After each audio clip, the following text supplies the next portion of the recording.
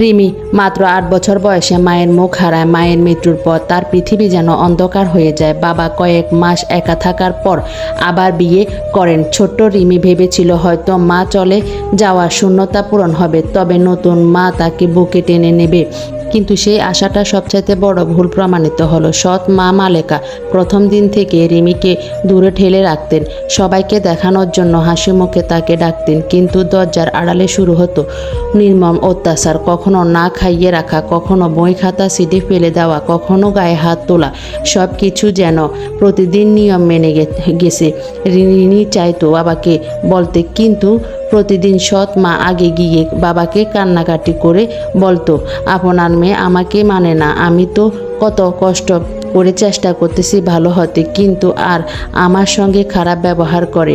বাবা দোটানায় পড়তেন আর শেষে চুপ হয়ে যেতেন। সে চুপ থাকায় রিমির জন্য সবচাইতে বড় কষ্ট ছিল।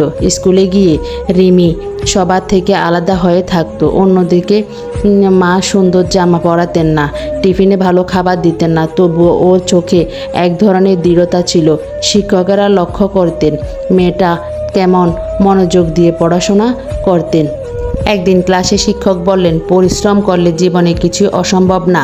এই কথাটা রিমির বুকের ভেতর আগুনের মতো জ্বলে উঠল। সে ঠিক করলো সব সহ্য করলেও পড়াশোনা ছাড়বেন না। রাতে আলো নিভে গেলে সবার অগসরে বই খুলে বসতো। সৎ মা ধরতে পারলে বলতো, রান্নাঘরের কাজ শেখো আগে, এইসব পড়াশোনা মেয়েদের কিছু হয় না। কিন্তু রিমি মনে মনে জপত করলো, একদিন আমি দেখাবো মেয়েরা শুধু কাজের জন্য নয়, আলোকিত করার জন্য জন্ম নেয়।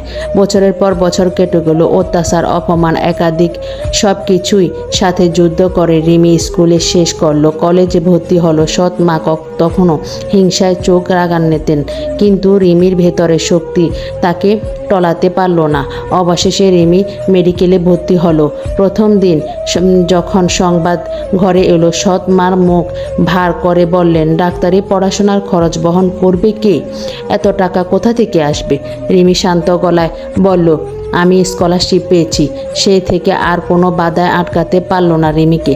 বছর কয়েক পর টেলিভিশনের পর্দায় ভেসে উঠল খবর, দুর্যোগে অসহায় শিশুদের পাশে দাঁড়িয়ে আন্তর্জাতিক পুরস্কার জিতেছেন বাংলাদেশের চিকিৎসক ডাক্তার রিমি। বাবা আনন্দে চোখ ভিজিয়ে ফেললেন, কিন্তু সৎ মা হতভম্ব হয়ে গেলেন।